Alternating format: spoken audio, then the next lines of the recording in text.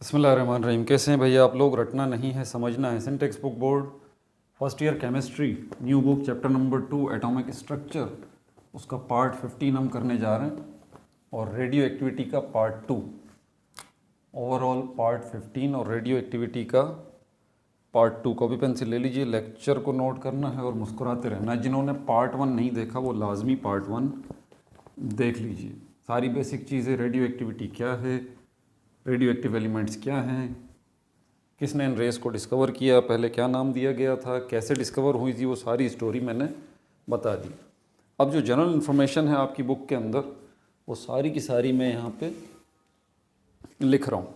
ठीक है, ये मैंने नोट्स बनाए हुए हैं, साथ साथ आप नोट करते रहिए। ठीक है, रेडियो एक्टिविटी, रेडियो एक्टिविटी। ठीक है भाई, डिस्कवर्ड किसने किया था? डिस्कवर्ड बाय, देखें हर चीज़ प्रॉपर हेडिंग में आ रही है। डिस्कवर्ड बाय फ्रेंच साइंटिस्ट था Henry Becquerel. French scientist Henry Becquerel. Becquerel, ठीक है भाई। साल कौन सा था? साल था 1896, 1896 AD। किस पे काम कर रहा था वो? वर्किंग ऑन किस पे काम कर रहा था? ये छोटी छोटी हेडिंग्स आ रही हैं। किस पे काम कर रहा था? यूरेनियम का एक मिनरल था, यूरेनियम का एक मिनरल था, उस पे वो काम कर रहा था। क्या कहा जाता था इस यूरेनियम के मिनरल को? कॉल्ड, इस यूरेनियम के मिनरल का कोई नाम भी तो होगा, पिच ब्लेंड। पिच ब्लेंड इस यूरेनियम के मिनरल का नाम था। जब ये रेज, और क्या ऑब्जर्व किया उसने? ऑब्जर्व्ड, क्या ऑब्जर्व किया उसने? Continuous emission of some invisible radiations, continuous emission of some invisible radiations। यही ऑब्जर्व किया था ना आपने, याद है ना? मैंने बताया था उसने क्या चीज़ ऑब्जर्व किया कि कंटिन्यूसली कुछ रेज जो हैं वो खारिज हो रही हैं, इमिट हो रही हैं, उनकी इमिशन हो रही है। और ये रेडिएशंस क्या हैं? ये रेडिएशंस इनविजिबल हैं। ठीक है भाई, ये इनविजिबल है। इफ़ेक्ट्स क्या पढ़ रहे थे इन रेडिएशंस के? इफ़ेक्ट्स, असरात क्या पढ़ रहे थे चीज़ों के ऊपर, वो भी लिख लीजिए। इफ़ेक्ट्स, क्या असरात पढ़ रहे थे? इफ़ेक्ट्स ऑफ रेडिएशन क्या है? ब्राइट स्पॉट्स, ब्राइट स्पॉट्स बन रहे थे किसके ऊपर? On photographic plates, on photographic plates. Photographic paper या फोटोग्राफिक प्लेट मैं पहले ही बता चुका हूँ आपको। ये फोटोग्राफिक प्लेट क्या होती है? प्लेट्स होती हैं कि किसकी बनी हुई होती हैं? शीशे की बनी हुई होती हैं, और शीशे के ऊपर एक कोटिंग हुई हुई होती है। ठीक है, शीशे के ऊपर एक कोटिंग हुई हुई होती है इमल्जन की। शीशे के ऊपर, ये शीशे की एक प्लेट है, इसके ऊपर एक इमल्जन की कोटिंग हुई हुई होती है, पेस्ट हुआ हुआ होता है ये इमल्जन। इमल्जन क्या होता है? Mixture of two liquids, mixture of two liquids, दो या दो से ज़्यादा लिक्विड्स का मिक्सचर होता है जिसको हम इमल्जन कहते हैं। लेकिन इंटरेस्टिंग बात यह है कि ये दोनों लिक्विड्स आपस में मिक्स नहीं होते। ठीक है, दोनों लिक्विड्स आपस में मिक्स नहीं होते। जिससे कि मिसाल आप ले लीजिए, पानी में ऑयल डाल दें, पानी भी लिक्विड है, ऑयल भी लिक्विड है, तो आप जो है ऑयल को घुमाते रहें पानी के अंदर, लेकिन क्या होगा? ऑयल मिक्स नहीं होगा पानी के अंदर। तो दो लिक्विड्स का मिक्सचर, और वो दो या दो से ज़्यादा लिक्विड्स का मिक्सचर जो आपस में मिक्स ना हो। ठीक है, एक जगह इकट्ठे होने के बावजूद भी सेपरेट रहें, अलग अलग रहें, उनको हम इमल्जन कहते हैं। तो यहाँ पर जो ये फोटोग्राफिक प्लेट है, शीशे की प्लेट है, इसके ऊपर पेस्ट हुआ है एक इमल्जन का, और ये इमल्जन दो चीज़ों का जो है वो मिक्सचर होता है। ये दो चीज़ें मैं आपको बता देता हूँ। एक तो सिल्वर सॉल्ट है, और दूसरा जिलेटिन। ये भी मैंने आपको बता दिया। ये दो चीज़ें हैं, दोनों लिक्विड होती हैं, दोनों को मिक्स कर दिया जाता है आपस में, लेकिन ये आपस में मिक्स नहीं होती, ठीक है। इसीलिए इसको इमल्जन कहा जाता है। इसकी क्वालिटी ये है इस इमल्जन की, जो कि बना हुआ है सिल्वर सॉल्ट और जिलेटिन से, कि जब लाइट पड़ती है इसके ऊपर, इस कोटिंग के ऊपर, इस इमल्जन के ऊपर जो कि बना हुआ है सिल्वर सॉल्ट का और जिलेटिन का, तो लाइट टकरा कर जब इससे वापस आती है तो लाइट जो इमेज लेके आ रही होती है वो इमेज इसके ऊपर पेस्ट हो जाता है, ठीक है। वो इमेज इसके ऊपर पेस्ट हो जाता है। अब ये इमेज जो है आपके जहन में फ़ौरन पिक्चर आ रही होगी कोई, जैसे कि मेरी कोई पिक्चर है या आपकी कोई पिक्चर है, नहीं ऐसी बात नहीं है। इमेज का मतलब, इमेज जो है कोई लकीर भी हो सकती है, कोई स्पॉट भी हो सकता है, कोई डॉट भी हो सकता है, और किसी की तस्वीर भी हो सकती है। समझ में आ रही है बात आपको? तो यहाँ पर ये रेज जब इस फोटोग्राफिक प्लेट के ऊपर पड़ रही थी तो यहाँ पर क्या बन रहे थे? ब्राइट स्पॉट्स बन रहे थे। ये इफ़ेक्ट उसने नोट किया, और हकीकतन तभी पता चला था उसको कि कुछ रेडिएशंस निकल रही हैं, ठीक है भाई। ये बात हो गई। नीचे मिटा दूं ताकि नोट्स जो हैं साथ साथ नोट कर लिया आपने, साथ साथ जो है वो चलता रहे। और क्या इफेक्ट्स थे इसके, और इन रेडिएशंस के क्या असरात थे, वो भी मैं बताता हूँ आपको। आयनाइज गैसेस को आयनाइज ये कर सकती थी, आयनाइज गैसेस, मिसाल के तौर पर ऑक्सीजन गैस है, ठीक है। तो जब ये रेडिएशंस जो हैं, ये रेडियो एक्टिव रेज जो हैं ऑक्सीजन गैस से टकराएंगी तो फिर क्या करेंगी? इसको आयनाइज कर देंगी। ऑक्सीजन प्लस ऑक्सीजन माइनस, ये किसी गैस के मॉलिक्यूल्स का आइंस में टूट जाना, इसको हम कहते हैं आयनाइज हो जाना। समझ में आ गई बात? इस तरह हाइड्रोजन गैस है, हाइड्रोजन गैस भी जो है वो हाइड्रोजन प्लस और हाइड्रोजन माइनस दो आइंस में टूट जाएंगी। तो ये रेडिएशंस क्या कर रही थी? गैसेस को आयनाइज कर रही थी। मैंने आइंस बना के भी आपको दिखा दिए, ठीक है। उसके बाद हमारे पास और क्या इफ़ेक्ट्स हैं इसके और इफ़ेक्ट्स जो हैं वो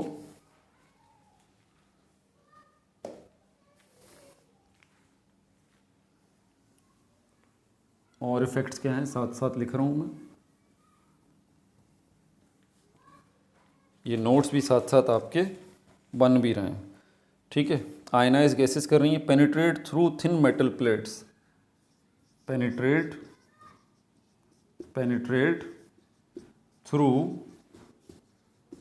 thin metal plates. Penetrate word का मतलब मैंने पहले भी आपको बताया है। पेनिट्रेट का मतलब होता है बग़ैर सुराख किए किसी का एक ऑब्जेक्ट्स में से गुजर जाना, ठीक है। तो पतली पतली मेटल की प्लेट्स होती हैं, ठीक है। जैसे कॉपर की कोई प्लेट है, पतली सी बिल्कुल ऐसे पेज जैसी थिकनेस की, तो इसमें से ये गुजर जाती हैं। ये रेडियो एक्टिव रेज जो हैं इसमें से गुजर जाती हैं बग़ैर होल किए। जैसे एक्स रेज देखें हमारी बॉडी में से पेनिट्रेट कर जाती हैं, हमें कुछ होता है? कुछ भी नहीं होता। समझ में आ रही है बात? तो बग़ैर सुराख किए गुजर जाने को हम कहते हैं पेनिट्रेट होना। तो ये रेडिएशंस जो हैं रेडियो एक्टिव, ये पेनिट्रेट कर जाती हैं थ्रू थिन मेटल प्लेट्स, उनमें से गुजर जाती हैं बग़ैर सुराख किए। अच्छा, और क्या है और बताता हूँ आपको। 6 पॉइंट्स आपके पास आ गए। इसके इफ़ेक्ट्स अभी चल रहे हैं, इफ़ेक्ट्स अभी और बताता हूँ आपको।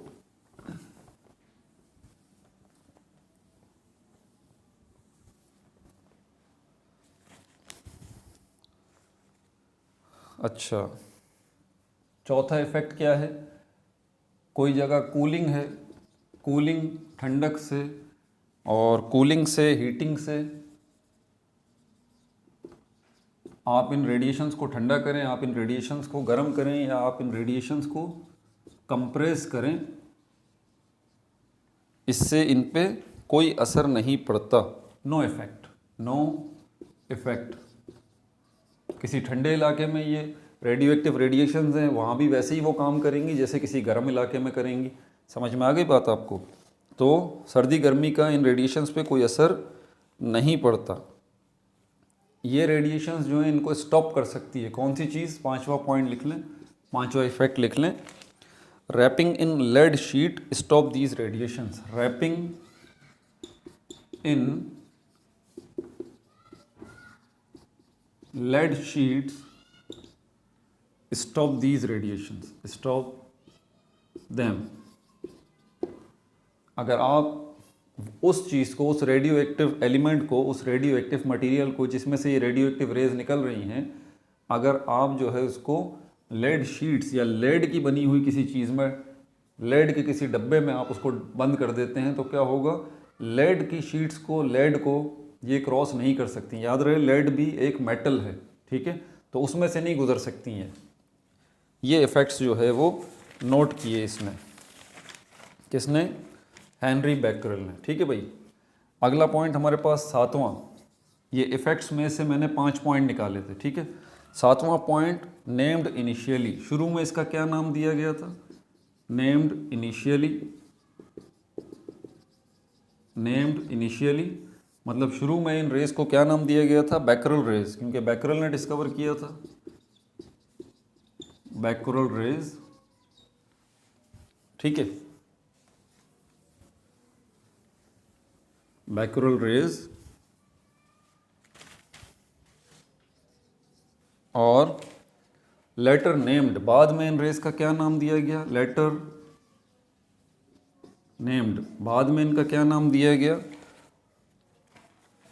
रेडियो एक्टिव रेस, जो कि आपको पता भी है। रेडियो एक्टिव रेस किसने दिया था? ये मैरी क्यूरी ने, मैरी क्यूरी ने, एंड इनके हस्बैंड पेरी क्यूरी ने। Marie Curie and Pierre Curie. Radioactive rays, later named क्या दिया था? रेडियो एक्टिव रेस किसने दिया था? मैरी क्यूरी और उसके हस्बैंड पेरी क्यूरी ने। बाद में इन रेस को रेडियो एक्टिव रेस का नाम दिया गया। वो एलिमेंट्स जिनमें से ये रेडियो एक्टिव रेस निकलती हैं, एलिमेंट्स, नवा पॉइंट आ गया, एलिमेंट्स विच इमिट, जो इमिट, खारिज करती हैं इन रेस को, उनको क्या कहते हैं? Natural radio active elements. Natural radio active elements, जैसे कि यूरेनियम है। यूरेनियम एक एलिमेंट है, इसको हम नेचुरल रेडियो एक्टिव एलिमेंट कहेंगे यूरेनियम को, क्योंकि इसमें से ये रेस जो हैं इमिट हो रही हैं, खारिज हो रही हैं। ठीक है भाई, और क्या है? ये जो प्रोसेस है या ये जो फिनोमिनन है रेडियो एक्टिव रेस का निकलना, इसको हम कहते हैं रेडियो एक्टिविटी।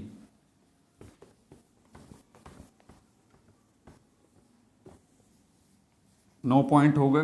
10वां पॉइंट जो है वो मैं बता रहा हूँ इसके हवाले से। ये सारी इन्फॉर्मेशन वो है जो कि आपकी बुक में लिखी हुई है। ठीक है भाई, polonium radium,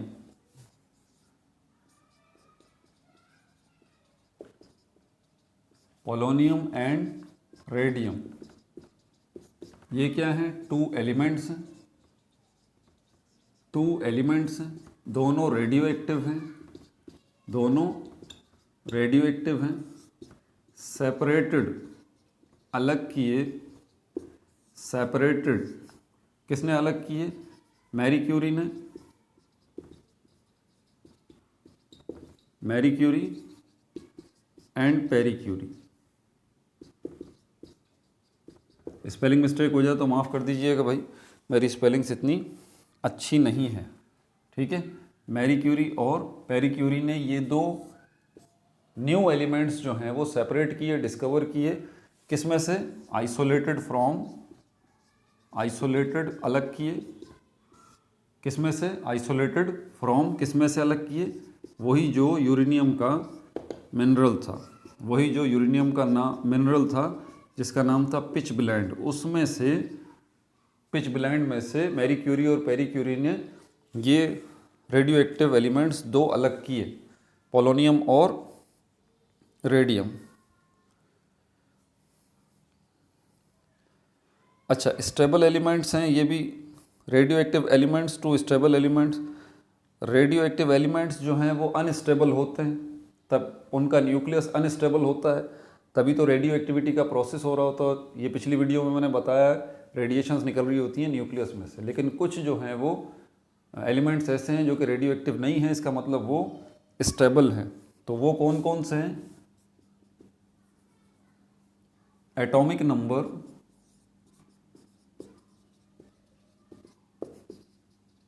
atomic number note कर लीजिए, एटॉमिक नंबर 1 to 82, ये सब के सब वो हैं जो कि रेडियो एक्टिव एलिमेंट नहीं है। एलिमेंट हैं लेकिन रेडियो एक्टिव एलिमेंट नहीं है।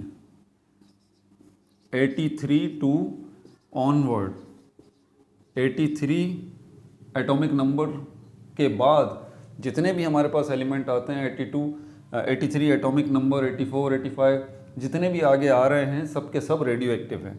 ठीक है भाई। स्टेबल,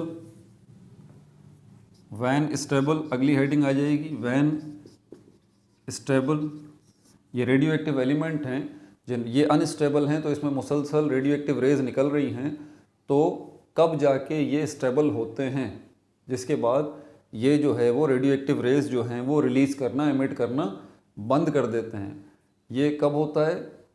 याद रखिएगा ये बात कि जब जैसे जैसे रेडिएशंस जो हैं इसमें से निकल रही होती हैं, जैसे जैसे रेडियो एक्टिव रेज जो है इसमें से निकल रही होती हैं, जैसे जैसे रेडियो एक्टिव रेज निकल रही होती हैं, जैसे यूरेनियम है मिसाल के तौर पर, यूरेनियम है, ये रेडियो एक्टिव एलिमेंट है, इसमें से रेडिएशंस निकल रही हैं, तो फिर ये यूरेनियम यूरेनियम नहीं रहेगा, बल्कि ये कोई दूसरा एलिमेंट, दूसरा रेडियो एक्टिव एलिमेंट बन जाएगा।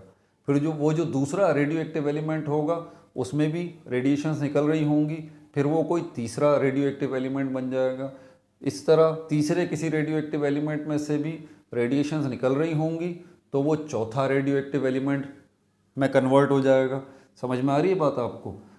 और आखिरी स्टेप जो है वो ऐसा आएगा कि ये कौन सा एलिमेंट बन जाएगा? टिल लेड तक, टिल लेड, जिसका एटॉमिक नंबर जो है वो 82 है। लेड आखिर में बनने के बाद देखें, एलिमेंट जो है वो एक से दूसरा एलिमेंट बन रहा है, ज़रा इस बात को समझिएगा। ठीक है, एक एलिमेंट से दूसरा एलिमेंट बन रहा है, दूसरे एलिमेंट से तीसरा बन रहा है, तीसरे से चौथा बन रहा है। ठीक है, लेकिन हर आने वाला नया एलिमेंट जो है वो रेडियो एक्टिव एलिमेंट ही है। ये प्रोसेस कब तक चलता रहेगा? जब तक लेड फाइनली नहीं बन जाता, जिसका एटॉमिक नंबर 82 है। समझ में आ गई बात आपको?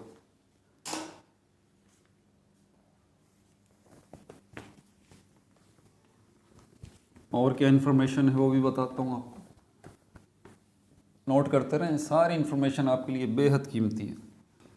इन्होंने एक इक्वेशन भी बनाई है, ठीक है, एक इक्वेशन भी इन्होंने बनाई है कि यूरेनियम को इन्होंने दिखाया है कि किस तरह यूरेनियम जो है वो, ये यूरेनियम का सिंबल है, 92 इसका एटॉमिक नंबर है, 238 इसका मास नंबर है। ये किस में कन्वर्ट हो रहा है? थोरियम में, TH जिसका सिंबल है। आपकी बुक में स्पेलिंग मिस्टेक है, नीचे देखिएगा। ठीक है, थ्रोनियम लिखा हुआ है, ये गलत है, ये थोरियम है। ठीक है, ये भी रेडियो एक्टिव एलिमेंट है, थोरियम। ठीक है, और ये क्या बन जाएगा? थोरियम बन जाएगा, यूरेनियम थोरियम बन जाएगा। कब? जब इसमें बहुत ज़्यादा जो है वो अल्फ़ा रेज जो हैं वो रिलीज़ हो रही होंगी। अल्फ़ा रेज मैं आपको बता दूं, alpha rays basically 2 proton plus 2 neutrons का मजमुआ है, यानी कि ये कुछ इस किस्म का होगा। अल्फ़ा रेज जो होंगी वो कुछ इस तरह की होंगी, ये प्रोटॉन प्रोटॉन और न्यूट्रॉन न्यूट्रॉन, यानी कि 4 पार्टिकल्स का मजमुआ, 4 पार्टिकल्स का मजमुआ जो है वो कलेक्शन जो है वो एक पार्टिकल कहलाएगा, उसको हम अल्फ़ा रेज कहेंगे। समझ में आ गई बात?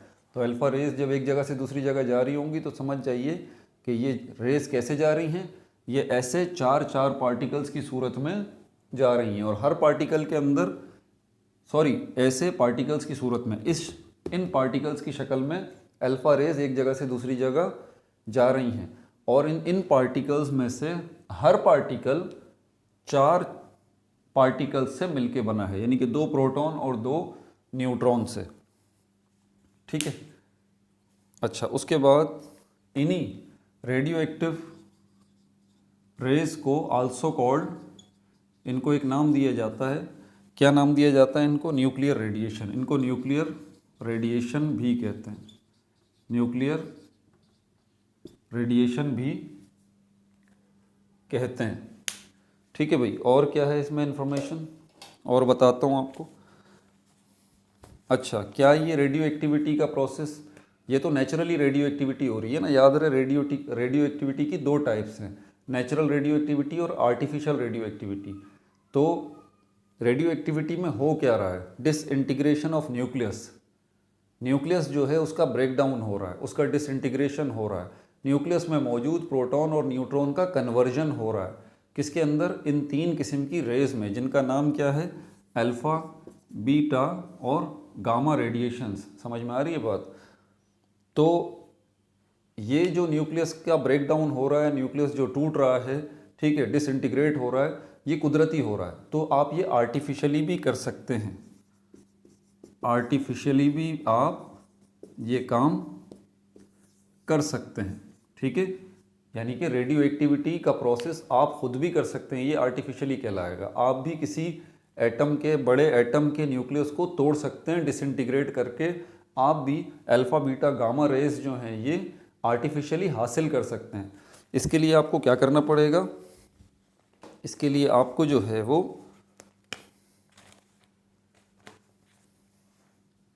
आपको बम्बार्डमेंट करनी पड़ेगी। बम्बार्डमेंट का मतलब है बौछार, मारने पड़ेंगे, हिट करने पड़ेंगे। ठीक है, किसको आप हिट करेंगे, किसको आप मारेंगे? Any nuclear particle, any nuclear particle, किसी भी न्यूक्लियर पार्टिकल को जब आप किसी न्यूक्लियस से हिट करेंगे, ठीक है, एनी न्यूक्लियर पार्टिकल,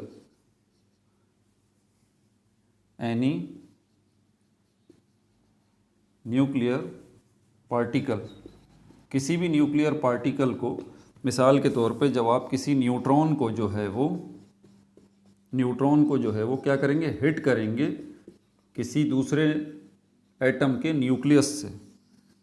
क्या करेंगे? न्यूट्रॉन को आप हिट करेंगे किसी बड़े एटम के न्यूक्लियस से, तो वो न्यूक्लियस क्या हो जाएगा? वो भी ब्रेक डाउन हो जाएगा, वो भी क्या हो जाएगा? ब्रेक हो जाएगा, टूट जाएगा, डिसइंटीग्रेट हो जाएगा, और उसमें से भी गामा रेडिएशंस, बीटा रेडिएशंस और अल्फा रेडिएशंस निकलना शुरू हो जाएंगे। इस किस्म की रेडियो एक्टिविटी कहलाती है आर्टिफिशियल रेडियो एक्टिविटी। सही है भाई? और आगे चलते हैं, इसमें क्या है? अगला टॉपिक है हमारा टाइप्स ऑफ रेडिएशन। नाम तो मैंने बता दिए हैं, types of radiation.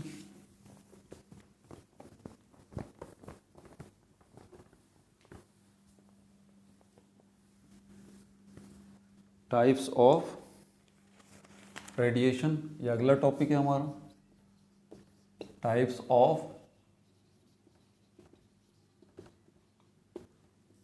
Radiations. Alpha beta gamma, alpha rays, beta rays और gamma rays, gamma rays named by, ये नाम भी किसी ने दिया होगा ना भाई इन न्यूक्लियर रेडिएशंस को, या फिर इन रेज का नाम जो किसी ने रखा है, इनके मम्मा पापा तो है नहीं जो इनका नाम रखेंगे, किसी इंसान ने रखा होगा, नेम्ड बाय। तो इनका जो ये नाम दिया था वो रदरफोर्ड ने दिया था, रदरफोर्ड ने दिया था। हाउ, कैसे दिया था, कब दिया था? By an experiment, by an experiment, जब उसने, रदरफोर्ड ने एक एक्सपेरिमेंट किया था। और उसने एक्सपेरिमेंट क्या किया था? उसने एक बॉक्स लिया था, ठीक है, और इसमें ये रेडियो एक्टिव मटेरियल था। ये जो बॉक्स है ये लेड बॉक्स है, लेड बॉक्स है, ठीक है, और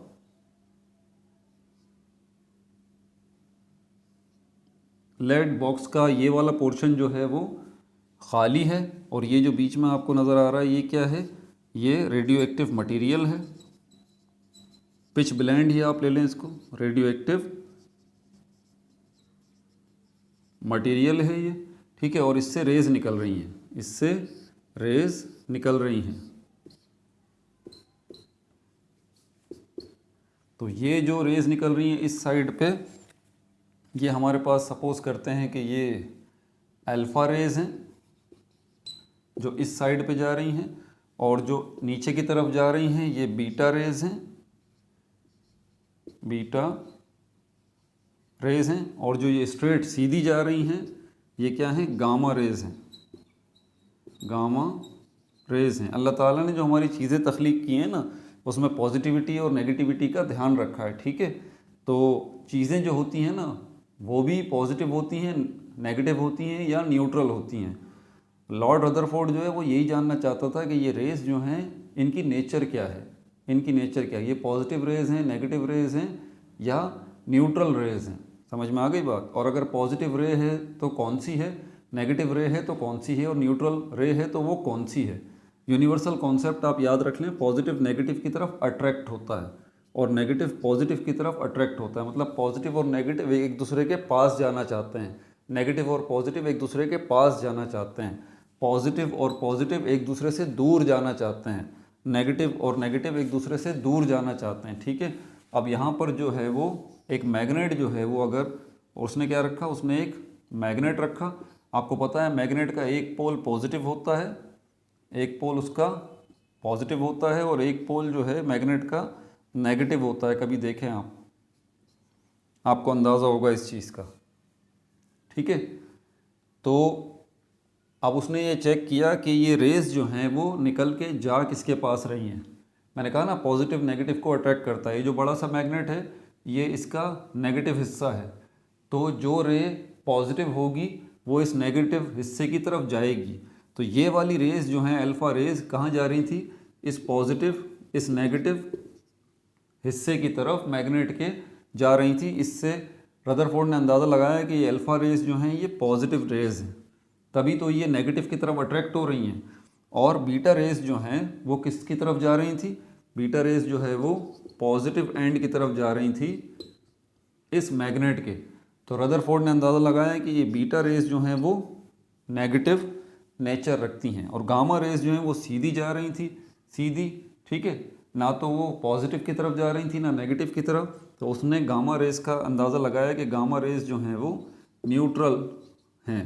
जैसे कि हमारे पास एटम के अंदर न्यूट्रॉन जो है वो भी न्यूट्रल होता है, ठीक है। ये सब कुछ किसने पता किया, ये सब कुछ लॉर्ड रदरफोर्ड ने पता किया, और इन रेज के नाम भी उसी ने बताया। तो अल्फ़ा रेज पॉजिटिव रेज होती हैं, बीटा रेज नेगेटिव रेज होती हैं, और गामा रेज जो हैं ये न्यूट्रल होती हैं, ठीक है भाई। अच्छा, अब जो टेबल बना हुआ है नीचे, आप ज़रा उस टेबल को देख लें। मैं इसको मिटाऊं, आपको टेबल एक बना हुआ नज़र आ रहा होगा जिसमें सारी चीज़ें लिखी हुई हैं। इन तीनों रेस की एक छोटी सी समरी जो है वो दी गई है वहाँ पे। तीनों रेस की एक छोटी सी समरी जो है वो वहाँ पर दी गई है।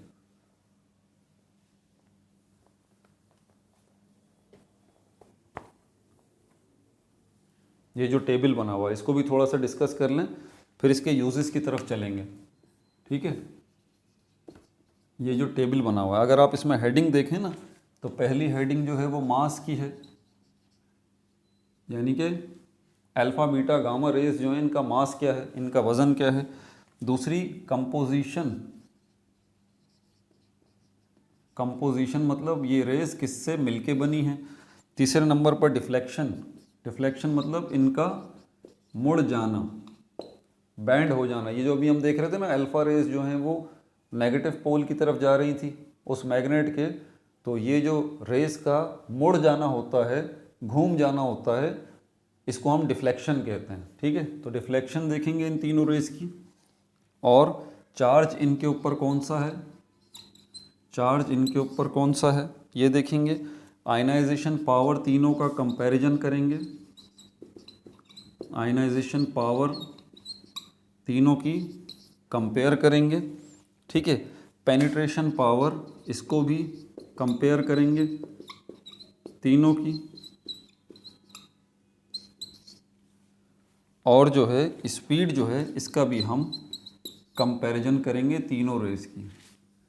ठीक है, तो यहाँ पर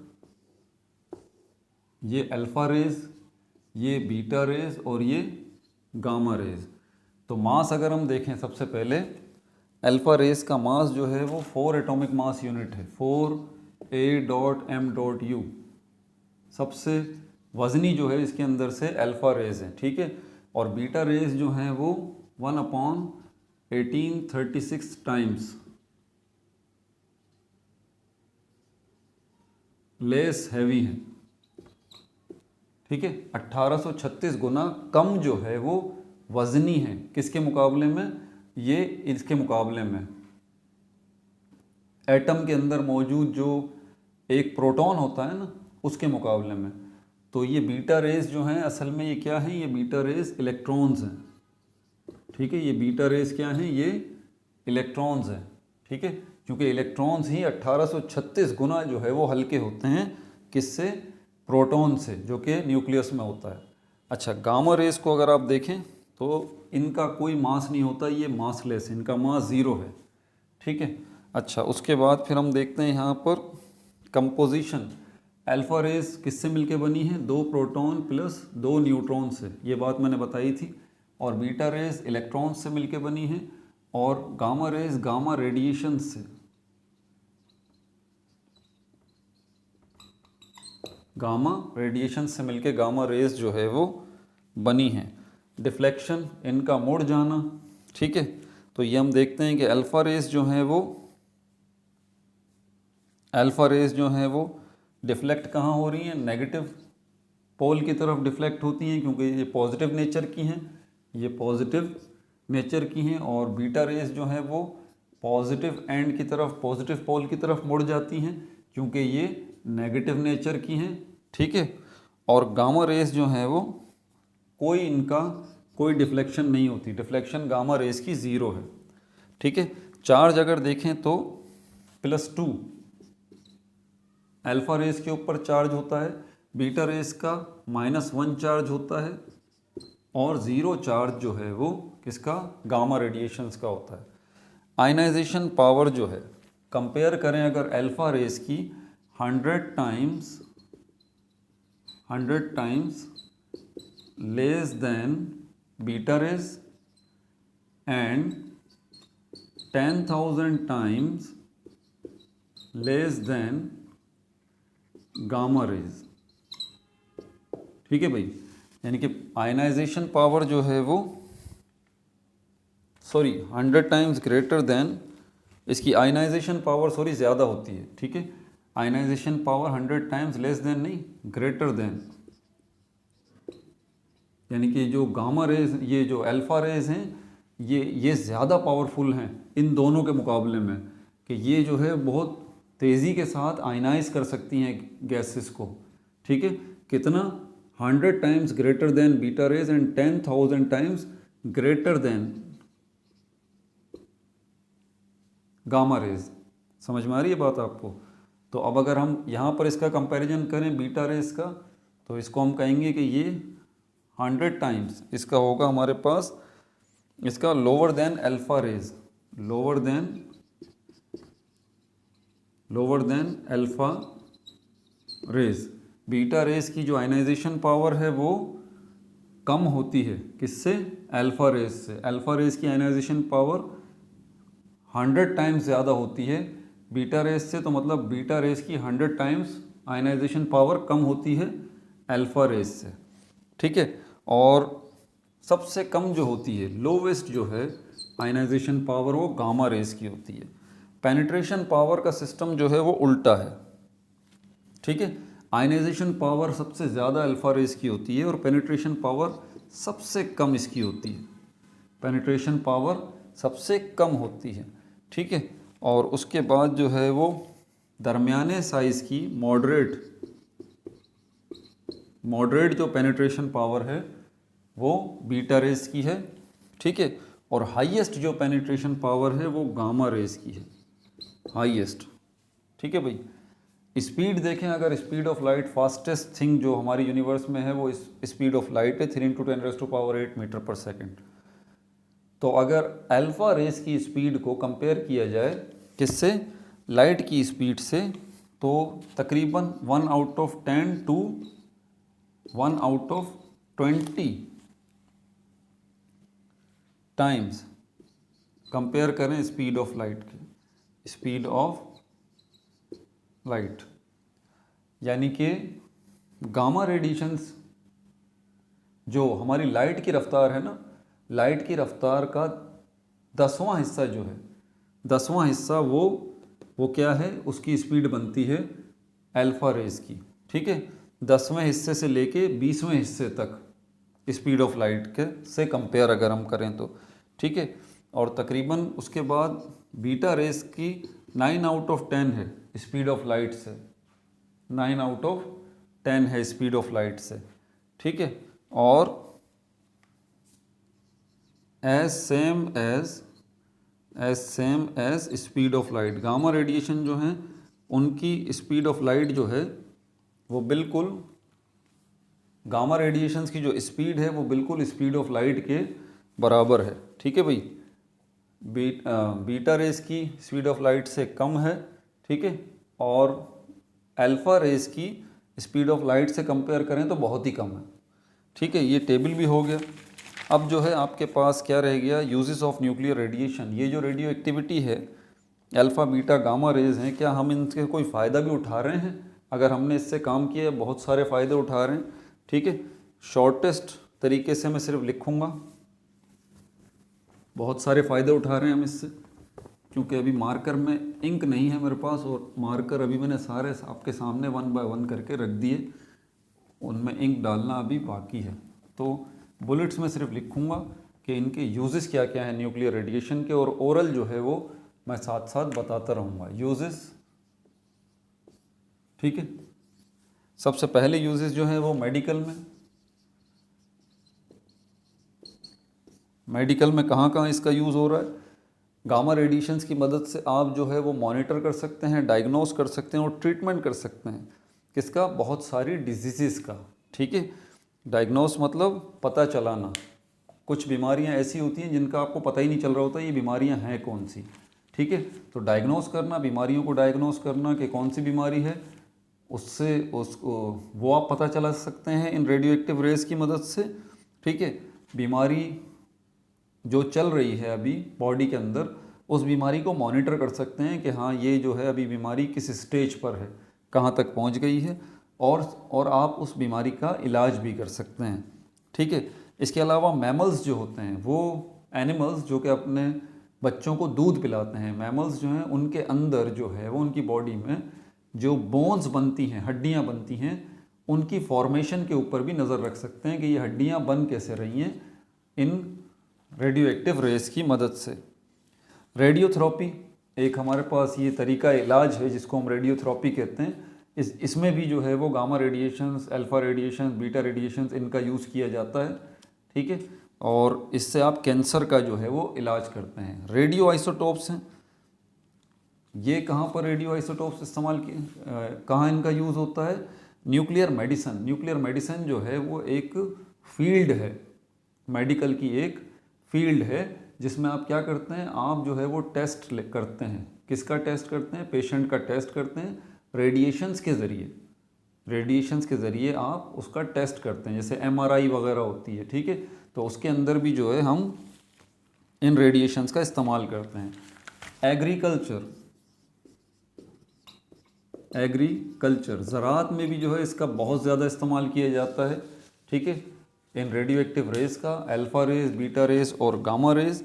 ज़राअत में हमारे पास रेडियो आइसोटोप्स जो हैं, ऐसे आइसोटोप्स जो कि रेडियो एक्टिविटी ज़ाहिर करते हैं, जिनसे रेडियो एक्टिव रेज निकलती हैं, जिन आइसोटोप्स से, उनको इस्तेमाल किया जाता है और उनके ज़रिए सीड्स जो हैं उनकी ट्रीटमेंट की जाती है, ठीक है। सीड्स को जो है वो अच्छा बनाया जाता है और उससे आपके पास वैरायटी ऑफ क्रॉप्स जो हैं वो आती हैं, ठीक है। एनर्जी पॉइंट ऑफ व्यू से, जिसमें हमारे पास जो है वो इलेक्ट्रिसिटी आ जाती है। सबसे पहली बात इलेक्ट्रिसिटी, बिजली जो है वो कौन बनाता है, बिजली कोयले से नहीं बनती, पानी से नहीं बनती, गैस से नहीं बनती, ठीक है भाई। बिजली बनती है, कौन बनाता है, जनरेटर से। जनरेटर जो है वो बिजली को बनाता है। जनरेटर को चलाता कौन है? टरबाइन। टरबाइन जो है वो जनरेटर को चलाता है। टरबाइन को चलाने के लिए आपको स्टीम चाहिए होती है, ठीक है। और स्टीम कहाँ से मिलती है? वाटर से। कब? जब आप वाटर को बॉयल करते हैं। तो वाटर को बॉयल करने के लिए आपके पास हीट होनी चाहिए। हीट कहाँ से मिलेगी? जब आप कोयला जलाएंगे, गैस जलाएंगे, कचरा जलाएंगे, ठीक है, तो फिर उनसे आग जो निकलेगी वो इस पानी को बॉयल करेगी, उससे स्टीम निकलेगी, स्टीम से टरबाइन चलेगा, टरबाइन जनरेटर को चलाएगा, जनरेटर बिजली बनाएगा, ठीक है। तो आपको कोयला, बिजली, गैस ये खर्च करने की ज़रूरत नहीं है। ये जो हमारे पास न्यूक्लियर रेडिएशंस हैं, इन आर्टिफिशियल रेडियो एक्टिविटी के अंदर, ठीक है, जो कि कराची में भी हमारा इसका एक प्लांट लगा हुआ है, वहाँ पर क्या है, वहाँ पर यही काम हो रहा है। आर्टिफिशियली जो है वो बड़े एटम्स जो हैं उनके न्यूक्लियस को तोड़ा जा रहा है। तो जैसे ही बड़े एटम्स के न्यूक्लियस टूट रहे हैं तो वहाँ से क्या हो रहा है, बहुत ज़्यादा हीट निकल रही है, बहुत ज़्यादा हीट निकल रही है। तो एटम्स के न्यूक्लियस को तोड़ने से जो हीट मिल रही है, उसी हीट को इस्तेमाल किया जा रहा है पानी को बॉयल करने के लिए, और उसके नतीजे में स्टीम मिल रही है, उसके नतीजे में टरबाइन चल रहा है, और उसके नतीजे में जनरेटर चल रहा है, फिर जनरेटर बिजली बना रहा है। समझ में आ गई बात आपको? इंडस्ट्री में भी इसका बहुत ज़्यादा यूज़ होता है, इंडस्ट्री, ठीक है। कौन कौन सी इंडस्ट्रीज़ हैं, ठीक है। इन रेडिएशंस की मदद से आप क्वालिटी ऑफ प्रोडक्ट, आपकी जो भी प्रोडक्ट है उसकी क्वालिटी को मॉनिटर कर सकते हैं, आसानी के साथ चेक कर सकते हैं कि आपकी जो प्रोडक्ट तैयार हो रही है वो उसी स्टैंडर्ड के मुताबिक तैयार हो रही है जो कि आपने स्टैंडर्ड उसके लिए सोचा था। तो यहाँ पर इसका इस्तेमाल किया जाता है। रेडियो आइसोटोप्स जो हैं उनकी मदद से आप क्या कर सकते हैं, मेटल्स की डेंसिटी को फाइंड आउट कर सकते हैं, और प्लास्टिक्स की थिकनेस को भी जो है वो फाइंड आउट कर सकते हैं, ठीक है। इसके अलावा जियोलॉजी के अंदर, जियोलॉजी मतलब जो हमारे अर्थ है उसकी स्टडी से मुतालिक, ठीक है, जिसमें रॉक्स वगैरह होते हैं। आपको पता है ज़मीन से कितने मिनरल्स निकलते हैं, तो ये मिनरल्स क्या होते हैं, रॉक्स ही होते हैं, पत्थर होते हैं। तो ये पता चलाना कहाँ कहाँ पर ये रॉक्स मौजूद हैं, किस क्वालिटी के हैं, कितनी क्वांटिटी के हैं इन मिनरल्स को, तो वो भी इसी रेडियो एक्टिविटी के ज़रिए, न्यूक्लियर रेडिएशंस के ज़रिए आप पता चला सकते हैं कहाँ पर हैं, कितने हैं, किस क्वालिटी के हैं। इसके अलावा एक हमारे पास एक रेडियो आइसोटोप है C14 का।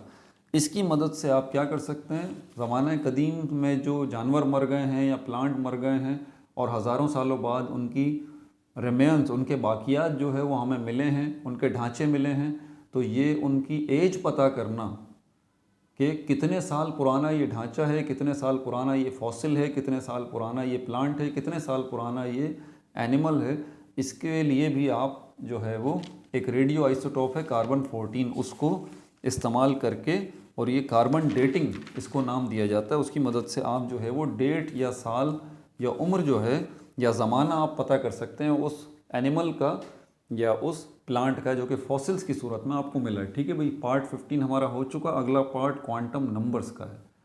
वेरी वेरी वेरी इंपॉर्टेंट, बहुत अहम तरीन टॉपिक है, ठीक है। और जम के उसको ज़रा जो है ना उस वीडियो को देखिएगा, जो आगे क्वांटम नंबर्स के ऊपर मैं वीडियो बनाने वाला हूँ। अपना बहुत ज़्यादा ख्याल रखिएगा। No like, no subscribe, only share.